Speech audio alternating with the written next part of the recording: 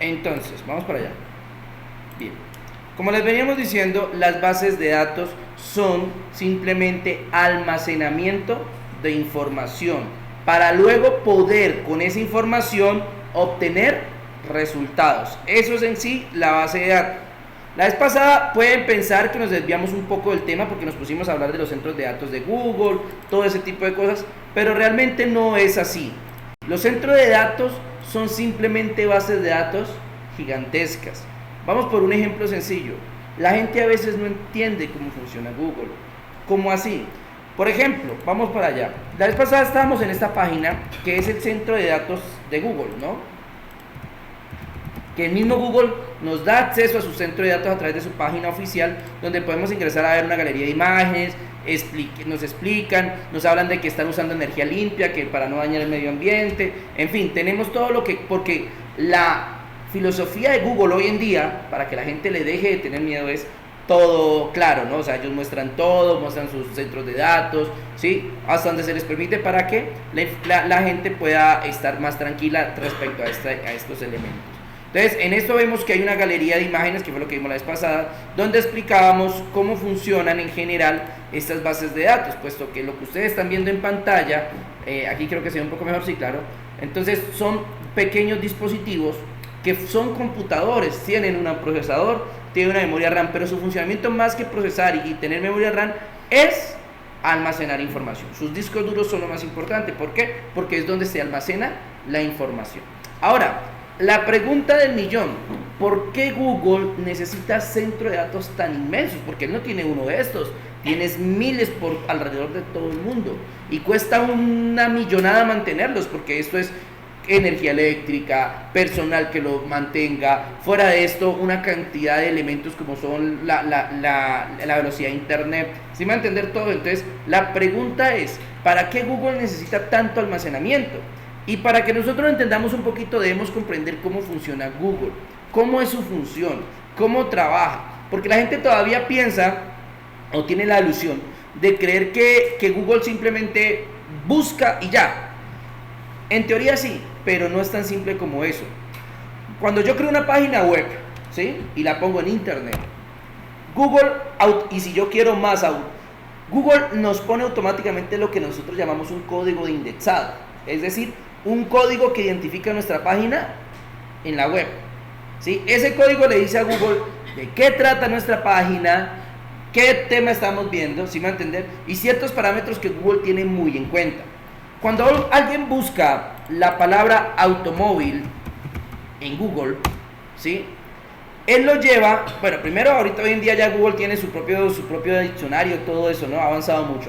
Pero por lo general él nos lleva a ciertos tipos de páginas que hablan de automóviles, ¿cierto? Lo que usted no sabe es que él esta información la entregó, siempre se lo pone aquí, vea, en 0,41 segundos. En 0,41 segundos encontró toda esta información. Y lo pudo hacer tan rápido, ojo, no porque escaneó todo el internet, que es lo que la gente piensa, escaneó todo el internet en busca de las páginas que se relacionan al tema, sino porque él tiene una base de datos de todas las páginas web que se van creando. ¿Sí me va a entender? Recuerden la famosa, o lo que comentamos después, la famosa Dark Web, Deep Web, que se habla como, ahora Eric, ¿cómo está? ¿Se acuerdan de la Dark Web, Deep Web, que es la web oscura? ¿Por qué le llamaban así? Hay una sencilla razón entre diferenciar lo que son las páginas de público, o sea, la que todo el mundo puede acceder, gracias a que están, ¿qué?, indexadas. Porque Google, y no solamente Google, sino cualquier buscador, las puede indexar. ¿Qué quiere decir eso? Que las puede tener en cuenta para que aparezcan en sus búsquedas. ¿Sí me va a entender? A eso se le llama indexar. Cuando hablan de la web profunda, la web oscura, de todo eso, son páginas web que no están indexadas. ¿Qué quiere decir esto? La diferencia entre la página superficial, que le llaman ustedes la web superficial, y la web profunda, es que la web superficial es indexada. Es decir, las páginas son rastreables por motores de búsqueda, como Google. En cambio, las páginas que no son rastreables automáticamente entran dentro de esa categoría de que como no son indexadas, entonces pertenecen a esa red que se desconoce, esa red oscura, pero no necesariamente. Yo puedo tener un sitio de algo normal, de venta de matas, de ventas de plantas, pero simplemente no quiero que lo indexen, porque pues es un sitio local, lo tengo aquí en mi comunidad, yo no quiero que Google lo indexe, porque no es necesario. Entonces le puedo quitar la indexación y automáticamente Google no va a indexar mi página. ¿Sí me va a entender? Obviamente que si yo estoy comercializando a nivel, por ejemplo, de toda Colombia, vendiendo por internet, necesito que Google me indexe la página. Obviamente voy a necesitar de que Google me indexe la página. ¿Y cómo se hace eso? Hay dos maneras. Una, que Google la indexe a través, por ejemplo, de motores de gestión de contenido como WordPress. Al crear la página con WordPress, muchamente WordPress ya viene con estos pixels, nosotros llamamos el pixel de Google, ya viene con el pixel de Google, lo que hace que sea más fácil. Y ahora bien, si tengo una página en WordPress, yo fácilmente la puedo integrar a Google, ¿Sí me va a entender? Ahora bien, si tenemos nuestra página, obligatoriamente tenemos que hacer un proceso de indexación, que es ir a donde Google, decirle que me regale un código que tengo que poner en el código de mi página, ¿sí me va a entender? Luego hacer la comprobación y Google se conectará con mi página. Ahora, que se conecte con mi página no quiere decir que yo voy a aparecer de primero. Imagínense cuántas páginas del mismo tema del que usted está trabajando hay en el planeta. Millones. Entonces, no puede esperar usted crear una página y a los 2 días estar en el primer puesto de Google. Eso no va a pasar. Entonces, ahí es cuando la gente dice, ay, no, pues yo pago. Sí, pagar es una gran ayuda. Pero si la página tampoco es buena, Google no la va a tener en cuenta. ¿Sí me va a entender? O sea, son muchos factores para trabajar. ¿A qué voy con ese punto? Ahora bien, esa es la parte de la explicación de cómo funciona Google. Ahora, ¿qué tiene que ver eso con las bases de datos? Cuando usted indexa, Google automáticamente hace una copia de su información, de su página. Le copia el título, la descripción, y si tiene algún elemento, enlace, PDF, todo eso lo copia. ¿Y lo guarda dónde? En sus servidores. Es decir, que cuando yo consulto un tema en Google, Google no tiene que escanear la red. ¿Sí me va a entender? ¿Qué tiene que escanear?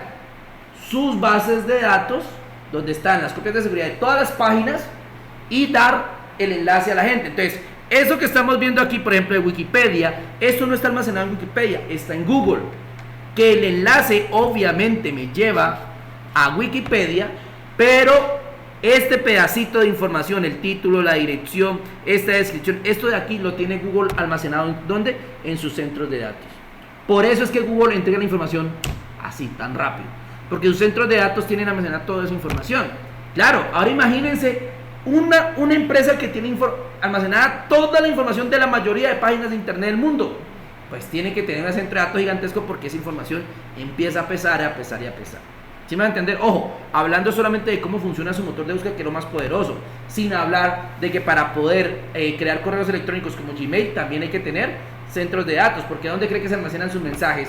Usted entra con una dirección y con un correo, pero esos mensajes están en un punto. ¿Y dónde están? En los centros de datos de Google. ¿Sí me va a entender? Entonces, por eso es importante que estos tengan sus centros de datos. Ahora, vámonos a otra empresa, no hablemos todo solamente de Google, hablemos de Facebook. ¿Por qué Facebook necesita tener centros de datos? Verá que ahora es Meta, perdón. ¿Sí?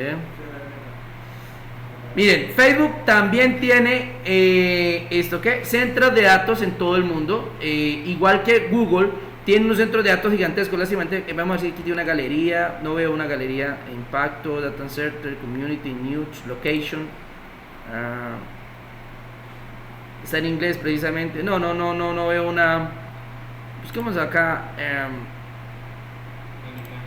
Sí, vamos a usar imágenes. Sí, pues normal, mira lo que te digo. Mismo elemento. Mira que son una copia el uno del otro. Es la misma vaina. No va a cambiar porque la tecnología que se usa es la misma. Vean. Son centros de datos, son racks, esos se llaman racks, donde van los elementos. Son racks enteros llenos de computadores. ¿Sí me van a entender? Con mini computadores, vuelvo y reitero. Esos computadores no es que cada uno tenga una pantalla, un monitor, no. Ellos son computadores individuales, pero los controla un administrador especial, que es el que da acceso a todos ellos y saben dónde almacenar la información. Ahora, vamos para el punto. ¿Por qué hablamos de centro de datos si estamos hablando de bases de datos? Señores, porque el centro de datos es lo más, digamos, lo más obvio de que Esa es la manera en que se guarda información a gran escala. Ahora, ¿por qué Facebook tiene centro de datos? Facebook no es Google, donde uno va a buscar información, entonces no tiene que almacenar páginas web. Almacenar la información de las personas. Exacto. ¿Qué almacenan los centros de datos de Facebook? Pues nuestra información. Pues esa foto que usted subió, ¿dónde cree que está? En la nube. No, está en un centro de datos de Facebook almacenada. ¿Sí me van a entender? Cuando, miren, hay algo muy irónico porque esto pasa. Cuando usted elimina, entre comillas, una foto de un centro de datos, ¿sí me va a entender? O sea, usted entra a su perfil, elimina una foto, usted no borró la foto, usted borra la conexión entre su perfil y esa fotografía que está en el centro de datos. Por eso siempre dicen que la energía no se elimina, simplemente se transforma. Entonces, si yo pudiera o fuera administrador, obviamente que eso no va a pasar, de un centro de datos, yo podría entrar a su perfil sin su autorización, ¿sí me va a entender? Y ver toda su información. Pero obviamente eso no va a pasar porque Google obviamente eso no le conviene. Manejamos lo de privacidad, todo eso. Entonces los datos se ven como una sola. Por ejemplo, lo que la gente piensa es que cuando uno habla de que Facebook, Google está robando la información, la gente piensa que es que se siente seguro alguien a ver su perfil. Uy, mire esa casa que tiene. Uy, mire, no, para nada. A ellos eso no les interesa. Lo que ellos hacen es coger la información en general. Es decir, vea, a 1000 personas quieren este collar para perros. Que esa es una información valiosísima para las empresas. Porque saben que si atacan con publicidad a esas 1000 personas, mínimo 100 van a comprar. ¿Sí me van a entender? Entonces, ya saben que hay un impacto, una retribución. ¿Sí? Entonces, vamos al punto. Entonces, Facebook también tiene centro de datos, necesita guardar información. Y la verdad, todos necesitamos hacerlo. Usted no le pone cuidado a las bases de datos hasta que no las necesita. ¿Por qué? Porque en su vida cotidiana todos los centros de datos están siendo controlados por otras personas, no por ustedes que son usuarios. Me explico. Yo les hablaba que la base de datos más grande de Colombia es la Registraduría Nacional, donde están todos los datos de todas las personas desde que nacieron con una identificación, es decir, con un ID, ¿sí? Que es el que lo identifica a usted, que es su número de cédula, que nadie más en Colombia va a tener el mismo número de cédula, por eso se llama un identificador. Las bases de datos siempre, y escúchemelo muy bien, siempre van a tener un identificador. Entonces, hasta que usted no necesite una base de datos, no le va a poner cuidado. ¿Cuándo necesita una base de datos? Cuando tiene su negocio. Cuando usted tiene su negocio, su local, lo que sea, usted necesita vender. Pero sabemos que vender por vender no tiene fin si no tenemos un control de esas ventas. Entonces lo mejor que yo puedo hacer es crearme un sistema para interactuar con los usuarios, donde yo sepa qué vendí, cuánto me quedó de ganancia, todo ese tipo de cosas, ¿cierto? Entonces ahí entran a jugar las bases de datos. Es ahí cuando se ven importantes. Son ahí cuando uno dice, ah, sí, las necesitamos, ¿sí? Porque necesito llevar el control de mis finanzas. Y eso, personalmente pienso que todos deberíamos hacer eso, llevar un control de nuestras finanzas, porque cuando nosotros gastamos dinero, dijo de un amigo, de 50,000 pesos parecen 1,000 pesos cuando uno está niño, ¿no? O sea, así son, ¿sí? Entonces, saber en qué se gasta, en qué se invierte, en qué estamos en qué se está fugando nuestro dinero, todo ese tipo de cosas. Entonces, las bases de datos son su día a día, señores. Que ustedes no las ven es diferente, pero es su día a día. Todo el tiempo están allí, todo el tiempo están trabajando. Lo que ustedes no entienden es, o sea, yo digo, por ejemplo, vamos con Facebook, caso Facebook, o sea, entiendan que habría siempre y siempre va a haber un riesgo de que su información se pierda, siempre lo va a haber. O sea, puede ser que usted un día entre a Facebook y su perfil no esté, se borró, usted no lo haya eliminado, nadie lo haya eliminado. ¿Por qué? Porque la base de datos donde estaba su perfil se dañó. Pero eso no pasa. ¿Por qué no pasa? Porque Facebook no es tonto y sabe que la información no la voy a meter solo en un disco duro, lo que nos pasa a nosotros, ¿no? Guardo la información mía, ¿sí me va a entender? En un disco duro, un computador, y pienso que ese disco va a ser eterno. Y ahí guardo las fotos de mis hijos, de mi boda, qué sé yo, lo que sea que hayan querido hacer, y ahí no, ya, ahí están las fotos, no va a pasar nada. Se daña ese computador, se daña precisamente el disco duro, y ahí ¿qué pasa con sus fotos? Se perdieron. Ay, pero es que, ¿quién lo manda? No usar un medio alterno. Pero también hay forma de restaurar, ¿cómo le explico esto? Restaurar hay como programas que le ayudan a recuperar los archivos. Si de pronto eso se fragmenta, no. Si se fragmentan, sí, pero es que fragmentar es simplemente un proceso que uno mismo hace en el computador. El problema es cuando el daño ya es en el equipo, cuando el disco como tal falla, que ya no prende, ya nada de eso. Usted no puede hacer, y por más programa que usted le ponga ese disco no le va a servir para nada porque ni siquiera el computador se lo reconoce. ¿Hay formas de recuperarla? La hay, es desarmando el disco en un cuarto limpio, así se le llama, y poniendo el disco en un aparato especial que lo va a leer y le va a sacar la información. Pero ese proceso cuesta un mundo de plata. Y usted no va a pagar 10 millones de pesos para que le saquen las fotos de cuando era bebé. ¿Sí me entienden? O sea, de poder se puede, pero con un método. Cuando es un fallo por simplemente software, eso no tiene nada que ver, eso sí lo repara cualquier programa.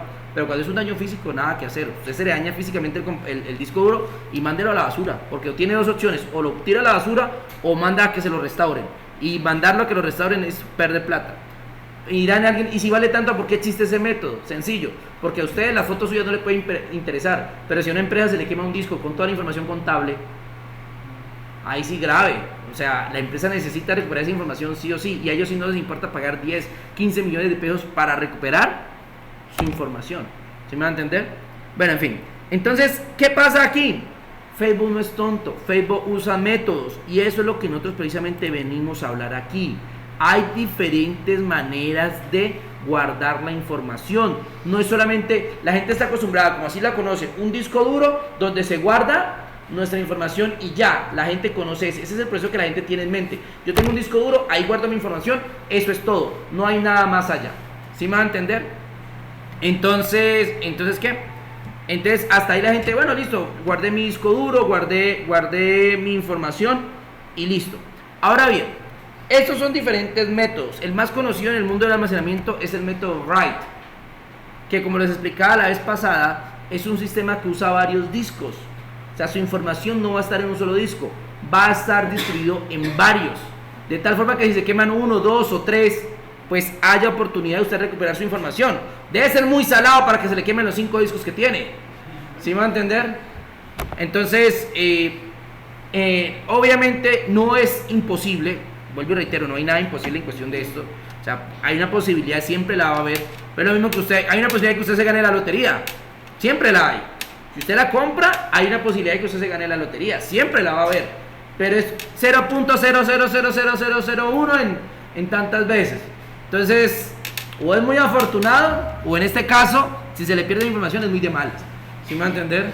Eso es como ganarse la lotería. Que a usted le llegara a borrar la información de su correo, de su perfil de Facebook, y nadie le diera respuesta, eso ya sería ganarse la lotería unas 5 veces seguidas. O sea, así de improbable es. ¿Por qué? Porque estas empresas usan métodos de seguridad, métodos que evitan que mi información se pierda, ¿sí? Entonces, aquí vemos algunos elementos: RAID, SAN, NAS y procesos de almacenamiento basados en software. Esto es un poco largo y complejo, que en este caso, por ejemplo, si hablamos de los RAID tienen diferentes tipos de niveles. Bueno, digámoslo, son como como líneas. Según el tipo de RAID que yo use, hay más o menos seguridad. Pero asimismo también los RAID afectan la velocidad con la que yo saco la información. Una base de datos tiene que ser óptima, es decir, consulto algo, me lo tiene que devolver inmediatamente. ¿Sí me van a entender? Entonces, la base de datos tiene que ser ágil. En ese orden de ideas, nosotros tenemos que tener muy en claro que esas bases de datos van a usarse, digámoslo, de una manera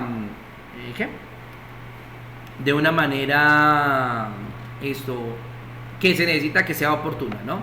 Aquí nos muestran algunas ventajas y desventajas de los RAID. Ventajas: aumenta la tasa de transferencia sostenida, hay operaciones de escritura lineales, mejora el rendimiento de aplicaciones, la redundancia de datos de múltiples discos proporciona tolerancia a fallos.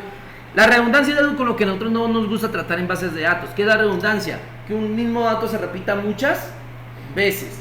Ojo, no nos gusta dentro de la interfaz de la base de datos cuando usamos la base de datos, pero sí nos gusta para copiar la información, ¿no? Porque sí nos sirve que nuestra información esté en varios discos para evitar que se pierda. Por eso dice, la redundancia de datos en múltiples discos proporciona tolerancia a fallos. Es decir, si falla un disco, otro disco tenemos de respaldo.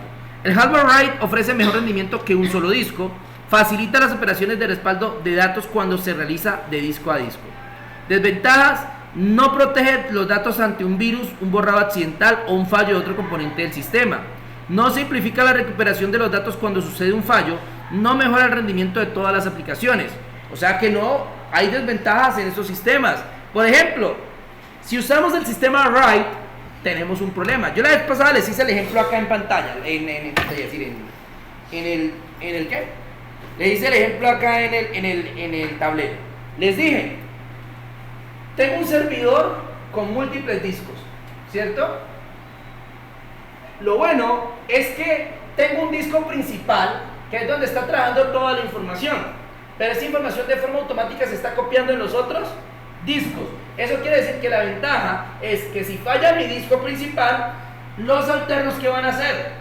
Van a empezar a reemplazarlo y va a seguir trabajando mientras yo cambio el disco o veo qué hago con eso. ¿Sí me van a entender? O sea, mi información va a estar segura. Pero lo acaban de decir, hay una desventaja grandísima en este tipo de sistemas. Resulta y pasa que no supongamos que el disco se dañó. Yo tengo mi información aquí y como yo soy bien lindo, soy inteligentísimo, sin querer cogí mi información, la seleccioné y le dije eliminar permanentemente. ¿Qué pasa ahí? Pues como venía automáticamente con el tema de una. Exacto. Lo que yo borré aquí se borra en todo. Ahí ¿qué pasa? Lo pueden aprender. Exacto.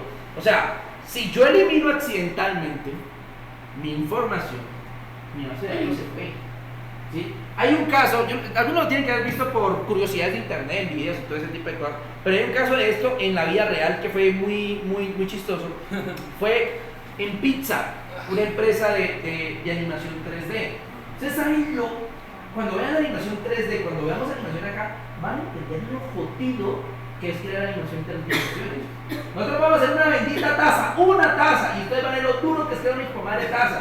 ¿Sí me entienden? Ahora imagínense esa gente creando movimiento, creando pelitos, creando muñequitos, todo eso. En ese tiempo, la animación 3D la revolución Pixar con su primera película más famosa, que es Toy Story. Eso está película, sí, Toy Story. Luego, todo el mundo creó la expectativa de cuando sería la segunda versión, Toy Story 2. Y esta gente se mató las pestañas trabajando en Toy Story 2. ¿Sí me van a entender? Y claro, lo que ustedes no saben es que esta gente usa los mismos métodos, usa servidores principales, porque vuelvo y reitero, en una película no es una persona ahí sentada, no, son cientos de personas haciendo el trabajo. ¿Sí me van a entender? Entonces hay un servidor que guarda la información y todo el mundo trabaja en sus estaciones de trabajo, pero todo está en un servidor protegido, con todo para que no vaya a pasar precisamente ese tipo de cosas. O sea, que si se daña un disco, no se vaya a perder. Claro, entonces, ¿qué pasa? Estaban trabajando los de Pixar y un empleado por accidente borró todo el disco duro. Al borrar todo el disco duro, todos los discos duros se borraron. ¿Sí me van a entender? A ver qué pasó con la película de Pixar Toy Story 2. Se retrasó. No se retrasó, en ese momento se perdió completamente. O sea, en ese momento era cancelar la película. No había más opción. O sea, todo el trabajo de años, porque no hablamos de meses. A veces la gente ve nomás, ay, es que empezó la grabación, en el caso de películas de humanos, ¿no? O sea, empezó la grabación ahí, salió ahorita. Pero hay películas que llevan años en proceso, en guión, en conseguir presupuesto, en todo. Por ejemplo, la de Avatar, la que salió ahorita, llevan años en una película. Sí, claro, es que es así. Entonces lleva años crear una película. Y Pixar no fue la excepción, llevaba años trabajando en investigación, en proyectos, y ya estaban trabajando en forma, ya llevaba la película prácticamente terminada. ¿Qué le pasó? No, ese no sé. Imagino que le hicieron algo que por accidente. Yo creo que despido total. Pero la ingeniería, ¿cómo fue el asunto? Fue una chica. Lo que pasa es que la chica estaba embarazada y pidió su licencia de maternidad, pero como estaba tan enganchada con el proyecto, se le ocurrió la maravillosa idea de llevarse una copia de la película para la casa, para trabajar ella desde la casa porque estaba en licencia de maternidad. Entonces se llevó esa copia que estaba, digámoslo, atrasada a las semanas que ellos trabajaron después de ese punto, pero pues estaba el porcentaje de pérdida iba a ser menor y claro, gracias a ella salvaron la película. Si no, la película no se hubiera hecho. No quiera perder el trabajo de años sentidos. Y solamente por un error de una persona que accidentalmente le dio borrar toda la información. Gracias a la señora nos salvó la infancia. Sí, sí. Y digamos, héroes desconocidos, porque nadie sabe quién es ni nada, sino que son historias que se cuentan. Y precisamente es ahí cuando uno dice, porque alguien dirá, o la pregunta que quería hacer cuando le cuentan la historia es decir, uy, pero ¿cómo se puede borrar la información de una empresa tan grande, llena de gente, de expertos, de todo? Y es precisamente por eso, porque los sistemas no son infalibles. ¿Sí me va a entender? Todo sistema tiene una debilidad. Y la mayor debilidad de los sistemas podemos ser nosotros, los humanos, las personas. O sea, muchas veces el sistema lo hace lo más seguro posible, pero con que el humano cometa una embarrada, adiós toda la seguridad y todo el proyecto. Yo creo que después de ese experimento ya crearon otro servidor aparte, igual te la información y ya han guardado. Exacto, ya, sí, que no pasa. No, y cosas como estas pasan todo el tiempo y no solo en el cine, en todas áreas, sino que estas historias por celular no salen a la luz. O sea, son cosas que se quedan internas en experiencias de cada quien y que han vivido sus propias experiencias. Ya, imaginen cuántas cosas han pasado en bancos, en cosas que uno se entera mucho después. Por ejemplo, en un banco una vez un error en los cajeros automáticos. Y a las 12 en punto de la noche la gente podía retirar lo que quisiera. Pero como hay un país está retirando toda la noche a la Ajá. como- Sí, esa historia es bacana. Y el man descubrió el error por accidente, porque Sí. quería fue borracho a retirar y se dio cuenta que no se lo descontaron de la cuenta. Entonces el man comenzó a retirar como loco y duró un año robándole al banco. Robando el- Sí. Y porque se entregó, porque no es nada. Sí, porque al final ya seguro de mamó de tener tanta plata, quién sabe. ¿Qué hago con todo? Sí.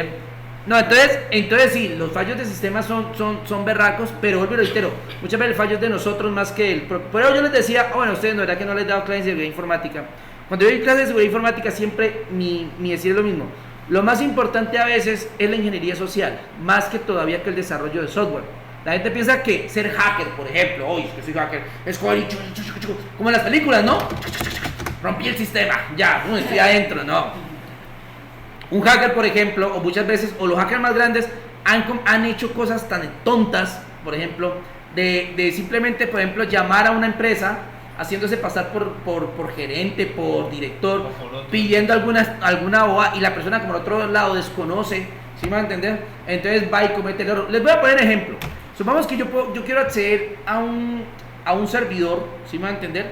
A través de una conexión, supongamos, de un ¿qué? De un router. Ese servidor está conectado a un router y ese router tiene una contraseña por lo singular, no es por nada, pero los ingenieros somos a veces tan lentejos de que dejamos las contraseñas predeterminadas. Pues como pensamos que nadie va a llegar hasta ese punto de inserción, entonces dejamos la contraseña predeterminada.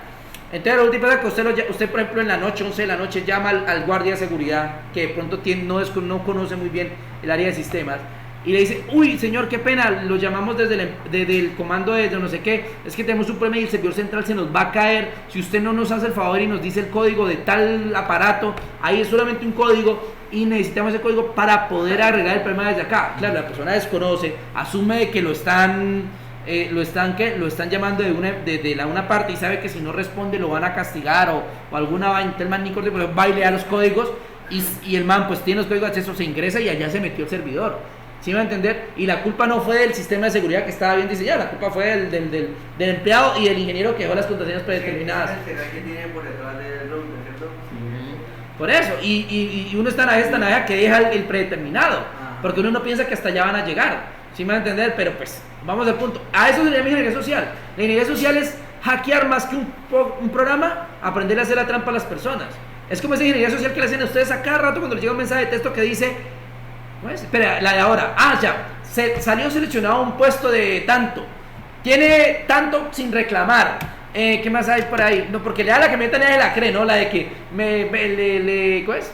Se ganó una camioneta, esa ya nadie se la cree. La de Messenger que dice, parce, ¿es usted en ese video? Ay, que salí ahí. Me pasa eso. Sí. Ay, no, porque se le van a dar información. Sí. Entonces, Yo también, eso también en Facebook. exacto, eso se llama ingeniería social y esos ya no atacan a los sistemas como tal, sino a las personas.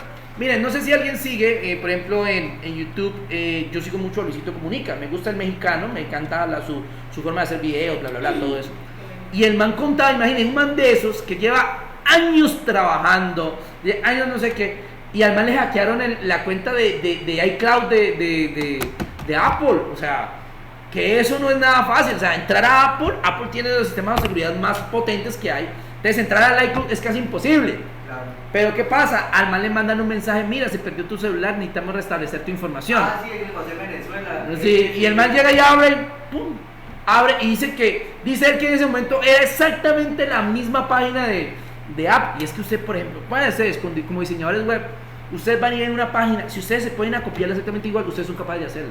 Exactamente igual. O sea, copiar una página es lo más fácil que hay, de verdad. ¿Sí me va a entender? Sí, uno copia el código, lo mejora con CSS, con algún CSS y con JavaScript y crea exactamente lo mismo, los mismos colores, la misma interfaz, los mismos logos. Además, se los puede descargar de la página original. O sea, ¿sí me va a entender? Y ponga un dominio con algún error sencillo. O sea, supongamos ¿qué le pongo? Apple.in.com. O sea, algo que desconcierta a la gente porque la gente muchas veces se pega a la dirección. Entonces ve la dirección y, o el correo. Crear correos falsos es muy fácil. Entonces, que dice soporte@apple.com, ¿no? Entonces, uno se inventa apple.com. Alguna cosa que no, y como la gente lo ve tan rápido, no nota la diferencia de la página, sino lo notó una persona que lleva años, y él dice que era la misma interfaz todo, y puso su usuario y contraseñas de acceso, y ¡tum! Le hackearon el teléfono que le habían robado y lograron acceder a su iCloud. O sea, ¿sí me va a entender? ¿No recuperarla? No, bailas, No. ya perdió. La eliminaron todas. Sí, ya, de una vez. Cayó la página así. Deme un segundo.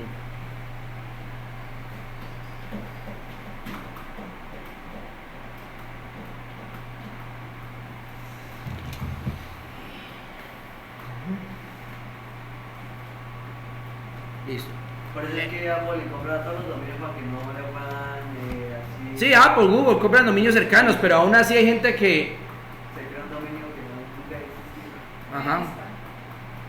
Listo. Entonces, sí, claro, o sea, le crean a uno esa vaina y lo ponen a uno a voltear, o sea, ¿se va a entender? Entonces, vamos al punto. El problema muchas veces con estos sistemas no son ni siquiera los sistemas están diseñados para trabajar lo mejor posible. Somos nosotros, de verdad, o sea, somos nosotros. Entonces, esa es la ventaja de los RAID. Esta clasificación de RAID no se las voy a explicar ahora. Pienso mejor empezar a trabajar las bases de datos para que empiecen a entender cómo funciona y luego empezarles a enseñar esta parte de los RAID. Esta vez vamos a hacerlo lo distinto a lo que hicimos con las páginas web, que comenzamos de lo más difícil y llegamos a lo más fácil. Vamos a hacer lo más fácil y vamos a llegar poco a poco a lo más complejo. ¿Listo? Aquí, aunque bueno, aquí los gráficos fácilmente lo pueden identificar. Miren, RAID, segmentación de información a nivel de bloques sin tolerancia al error. Es decir, dos discos que funcionan en paralelo, precisamente lo que les explico aquí. Este es el RAID más básico, pero no es el único RAID que existe. ¿Sí? O sea, hay diferentes tipos de RAID. Bueno, en este casi lo mismo, solamente que, digámoslo... miento. En este, yo no sé por qué han puesto los dos. Las unidades de RAID 0 están empleadas con el fin de que el sistema lo detecte con mayor capacidad. Las unidades de disco están compuestas de múltiples bloques sobre que se almacena la información no secuencial. De esta forma, un archivo guardado en RAID 0 es dividido en bloques y almacenado en diferentes partes del arreglo de disco. Sí, es que eso lo interpreté mal. O sea, porque es un mismo disco con diferentes partes guardando la misma información. O sea, este sistema no es recomendable a raíz de que si se daña el disco, chao, es un solo disco. No sé por qué acá están los dos, pero es un solo disco. Ese es el que les hablo acá. El RAID 1 es el que hablo, que es el disco con información en espejo, que sí son varios discos copiando información. ¿Listo? El RAID 2, miren que es aquí donde son dos discos en espejo más uno que guarda la configuración básica de los dos. ¿Sí me va a entender? Y así comienzan a complicarse cada vez más y más. Es más, pienso traer un videito donde yo explico esto. ¿Ah? Es como decir diferentes carpetas que guardan la misma información. Lo que pasa es que los RAID no son tontos, digámoslo así. O sea, si guardaran toda la información en un solo disco y ese se copiara y solamente lo hiciéramos así, digámoslo, podría generarse el problema de que se borre, un disco se dañe, ¿sí me va a entender? Y el siguiente por alguna cuestión presente un error, ¿sí me va a entender? Y este error lo reparta entre los otros copia espejo. O sea, tenemos también su riesgo. Lo que hace los RAID es tener discos de copia espejo como discos de configuración. O sea, en unos discos va la configuración, la forma en que van a organizar los datos, todo, y en otros discos va información. Eso hace que si se me daña, o sea, digámoslo, no trabaja un disco, trabajan dos, pueden ser o tres discos al mismo tiempo en un solo sistema. Y esos tres tienen copias. ¿Sí me entiendes? Entonces, es como que si se me daña el de configuración, tengo copia de configuración. Si se me añade información, entonces si hay un daño en un disco, este no va a poder propagarlo a otro debido a que como hay una configuración que sabe cuál es la que debe manejar, no deja copiar información inexacta en el otro. Entonces esto es un complejo sistema que hace que el sistema RAID sea de los más seguros para copiar información. Pero siempre, ya saben, siempre va a haber la debilidad. ¿De quién? Del usuario.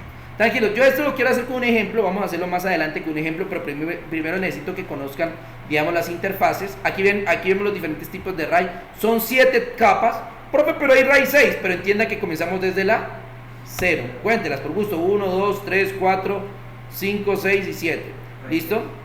Muy bien. Sistema de almacenamiento SAN, esos son sistemas dedicados al almacenamiento de red que acceden a recursos mediante conexiones directas entre el servidor y los dispositivos de almacenamiento de manera que no cause impacto sobre una LAN. Esto de las redes LAN son las redes más pequeñas que existen, que son esto es una red LAN, una red local, así se llama, somos solamente los computadores de aquí conectados entre sí. Los SAN son conexiones de servidores, pero llamas Server Area Network, o sea, servicio, red de área de almacenamiento. Es porque son servidores que se conectan para almacenar información, algo así como los hosting, si me van a entender, que solamente sirven para ese tipo de cosas. ¿Listo? Aquí nos muestran algunos ejemplos de cómo funciona un almacenamiento SAN, aunque la gente no entiende es que siempre, Mira, ahí está, el servidor que va a conectar el computador. pero siempre va a haber una parte física que lo más probable es que esté almacenado ¿en qué? En RAID.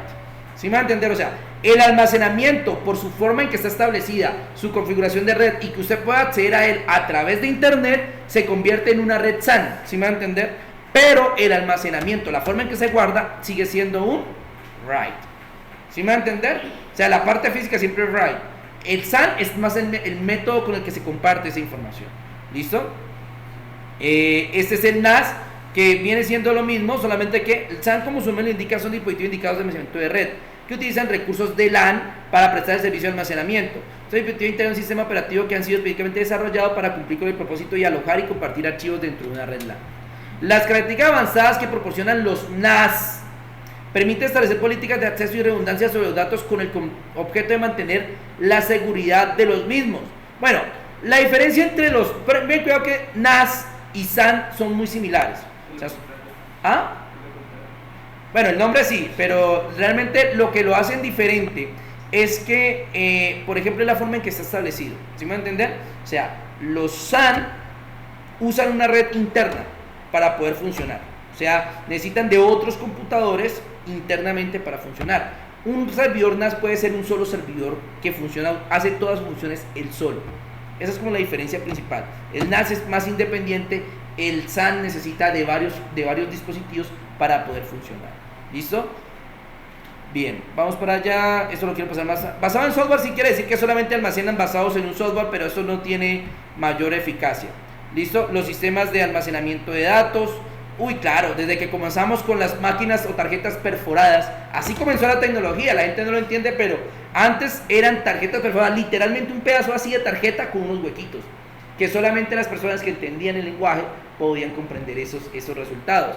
Ya después pasamos a las cintas magnéticas, que para que no sepa qué es una cinta magnética, haga de cuenta, bueno, aquí más la mayoría son jóvenes, así que no lo van a entender, pero hubo un tiempo en que existían cassettes de música, cassettes, ¿sí? Que usted escuchaba música en un Dixman, un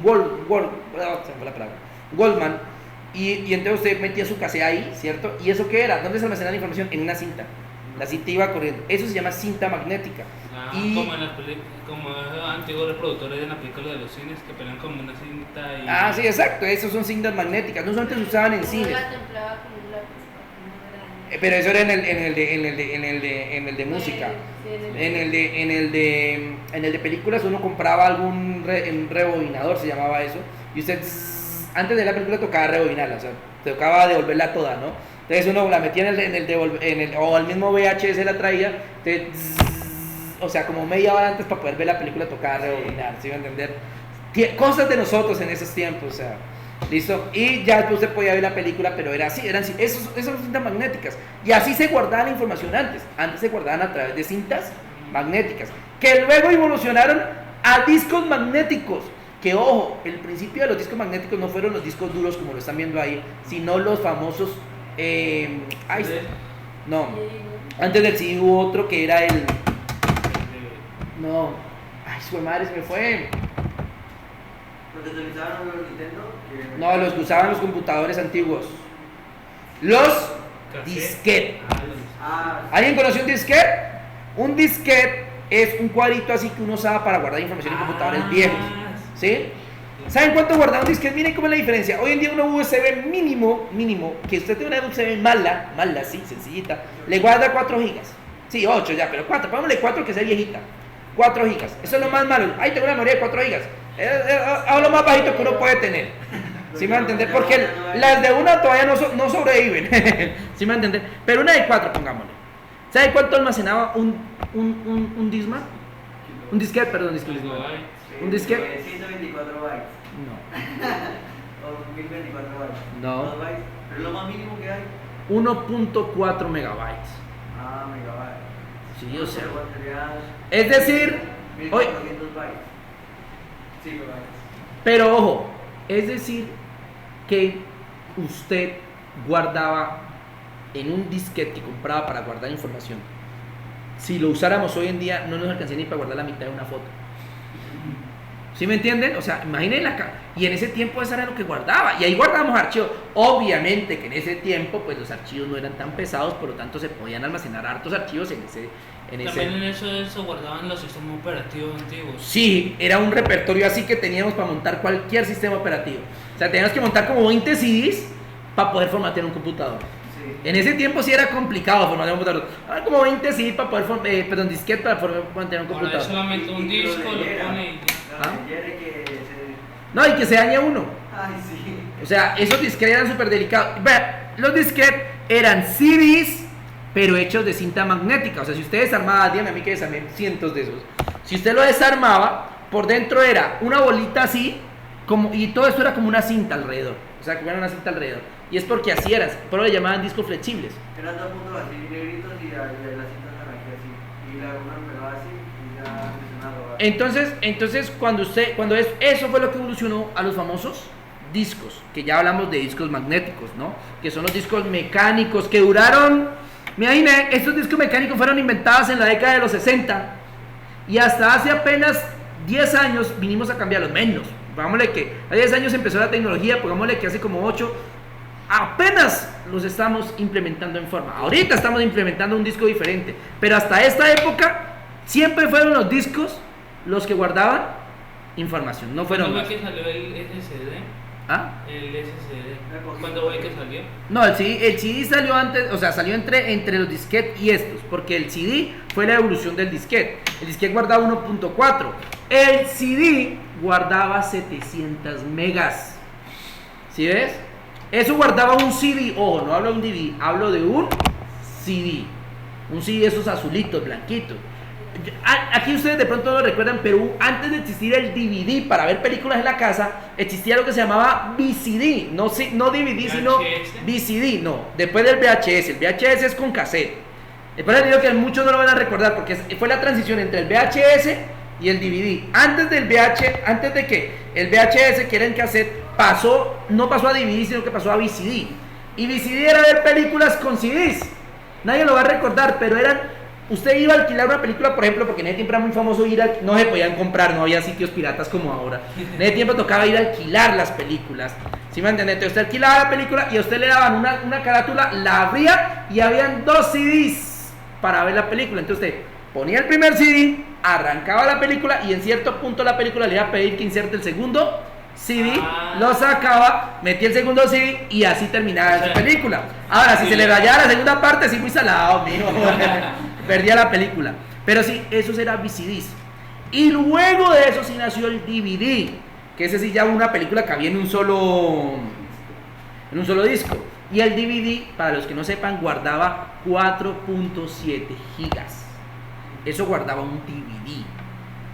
Que después el DVD pasó a ser obsoleto. Hoy en día el DVD es obsoleto. Si alguien sigue pidiendo DVDs para tareas, dígale al profesor que no, oiga, en serio, que actualice. ¿Sí? Ya no hay quemadores. Ya la mayoría de computadores que uno vende vienen sin quemadores, porque ya el quemador pasó ya no se usa, ya todo es por memoria USB.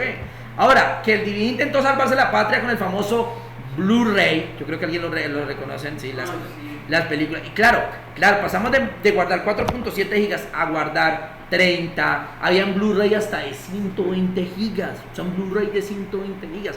Claro, intentaron salvarse con eso, pero no sirvió de nada, porque ya las memorias USB venían muy en auge y detrás de ellos venían los discos en estado sólido, lo que hizo que la tecnología pasara a otro nivel y ya los discos pasaran a ser historia. ¿Sí? Ya hoy en día yo prefiero descargar la película de una memoria USB, conectar a mi computador y verla directamente, que ponerme a quemar CD, DVDs, aunque si usted va todavía al parque y va a encontrar gente viendo DVD, o sea, eso sí es obvio, ¿no? Y Blu-ray, todo lo que quiera.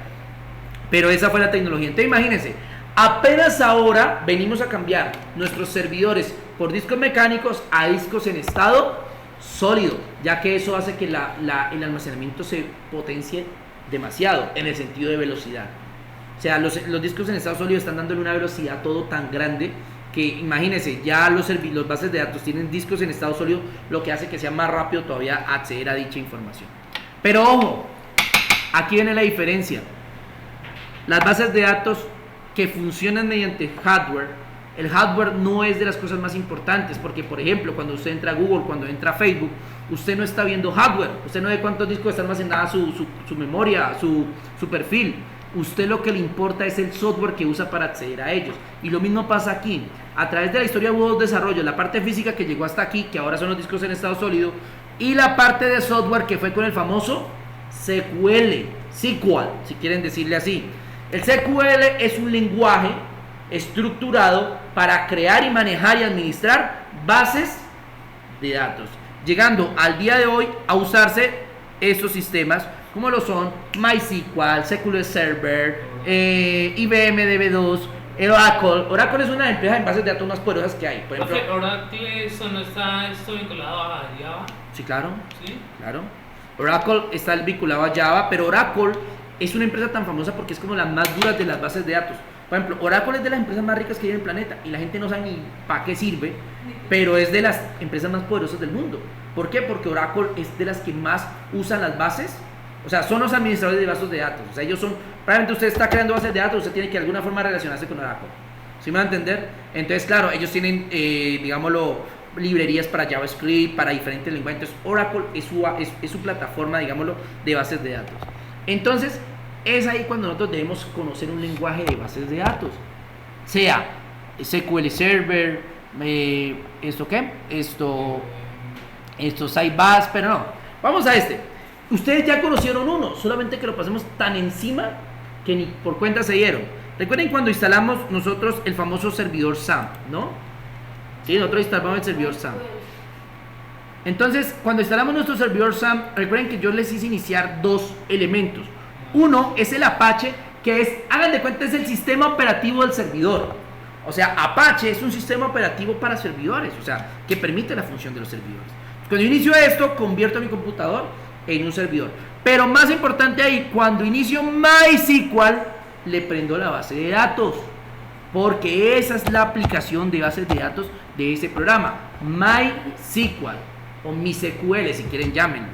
Listo. Si yo voy a administrar esto, me lleva a esta plataforma o a esta interfaz donde nosotros usamos el famoso PHP Admin, que es este entorno donde nosotros podemos controlar nuestras bases de datos. Si ustedes se fijan en la parte derecha, en ese tiempo les enseñé solamente a crear esto, la base de datos, ¿cierto? La de base de datos WordPress, pero les garantizo que ustedes no crearon nada de lo que hay aquí, vean. WordPress se encargó de crear todas estas bases de datos con su respectiva información. Por eso WordPress siempre va a necesitar un sitio de bases de datos donde va a guardar todo lo que ya necesita. Por eso, SAP la maneja ahí como base de datos en el MySQL. Profe, y lo demás ahí, aparte de lo de donde está WordPress, también son bases de datos. ¿Qué cosa? Sí, son bases de datos. Bases de datos que permiten que el servidor funcione. ¿Sí me va a entender?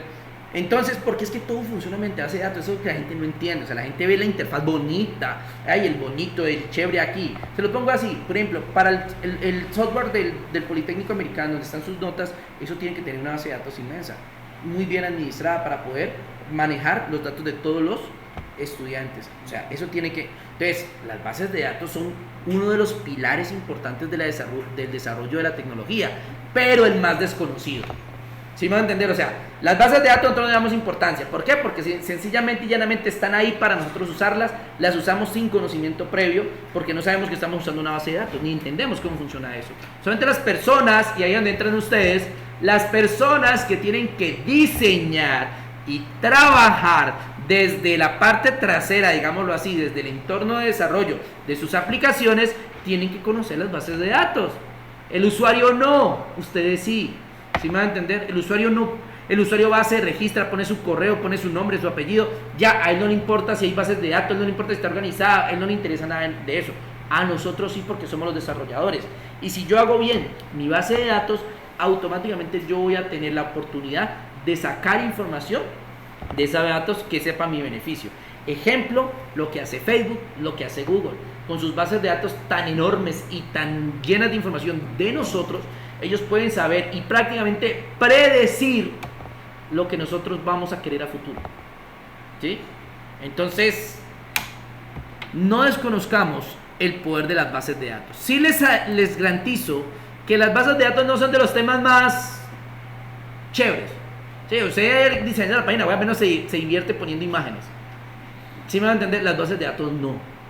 Porque las bases de datos es pura información. Entonces es pura información pura y dura, sí, tal cual.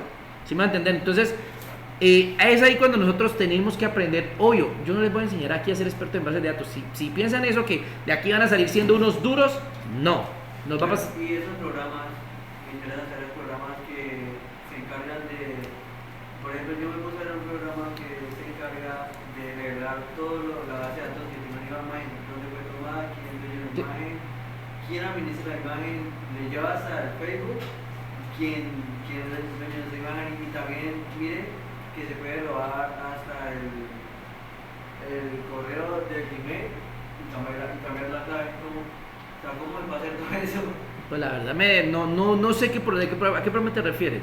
Pues yo estaba mirando y no me está mirando. ¿Ah?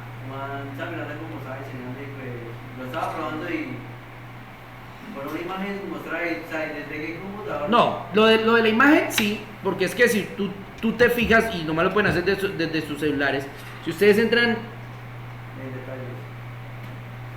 si usted entra a detalles de su imagen, usted va a encontrar todo. Y más, por ejemplo, si usted tiene ubicación prendida, usted va a encontrar todo, desde dónde fue tomada, el día, la fecha, la hora, ¿sí me va a entender? Todo eso. Entonces, cuando usted la sube a internet pasa lo mismo, usted deja lo que nosotros llamamos así una huella digital. O sea, no importa que usted la quiera subir de anónimo, usted siempre va a dejar una huella digital, mínimo con la dirección IP donde subió esa imagen, mínimo con eso. ¿Sí me van a entender? Entonces, y más, si usted lo hace desde una red pública como Facebook o Instagram, ahí sí que es cierto, porque va a dejar una huella digital donde sabe usted de dónde sacó esa imagen. Por ejemplo, nosotros vamos a una imagen, nosotros podemos hallar desde qué, digámoslo, por medio de plataformas, desde qué punto se fue allá esa imagen por la huella digital que esta trae consigo. ¿Sí me van a entender?